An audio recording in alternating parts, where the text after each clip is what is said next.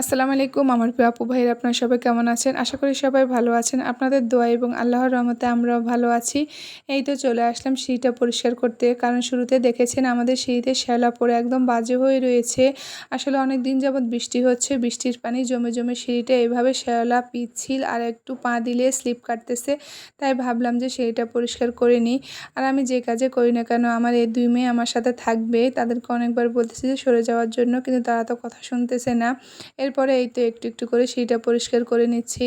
আসলে অনেক দিন হয়েছে উঠান থেকে পানি নেমে যায়, কিন্তু সিঁড়িতেও পানি নেই, সিঁড়িটাও শুকনা, কিন্তু পা দিলে পাটা স্লিপ করতেছে।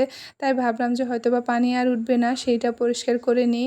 আমার মনে হয় যে যাদের ঘরে ছোট বাচ্চা আছে তারা কিন্তু এইসব জিনিসগুলো একটু বেশি করে খেয়াল রাখতে হয়, কারণ দেখবেন ছোটরা যখন তখন দৌড় দেয়, দুষ্টুমি করে, আর স্লিপ করে যদি একবার পড়ে তাহলে তো একদম বাজে অবস্থা হবে।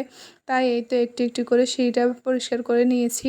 ফাইনালি সিঁড়িটা পুরোই পরিষ্কার করে নিই। আর এই সিঁড়ি দেখে আমার মেয়ে তো অনেক খুশি, তারা নিচে নামতে চাইতেছে, আর হাঁটতে তো তারা অনেক পছন্দ করতেছে।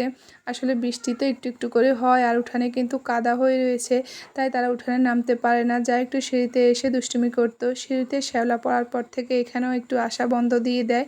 তাই এখন তো পরিষ্কার দেখে অনেক খুশি, কারণ তারা এখন এখানে বসে একটু দুষ্টুমি করতে পারবে। এই যে দেখেন সেইটা একদম সুন্দর করে পরিষ্কার করে নিই। এরপরে এই তো আমি পানি আনতে চলে যাই, কারণ আমরা ডিপ কলের পানি খাই, তাই ভাবলাম যে আমি ভিজেছি যেহেতু পানিটা নিয়ে আসি। আর এই দিকে দেখেন আমি গোসল করে বের হওয়ার পর থেকে দেখি যে দুপুরের পর থেকে এভাবে বৃষ্টি শুরু হয়ে যায়। বিকেলের মধ্যে তো সিঁড়ির অর্ধেকে আবার পানি চলে আসে, আর এটা দেখে তো একদম মনটাই খারাপ হয়ে যায়, কারণ পানি জমলে শ্যাওলা পড়বে। তাই সবাই ভালো থাকবেন, আল্লাহ হাফেজ।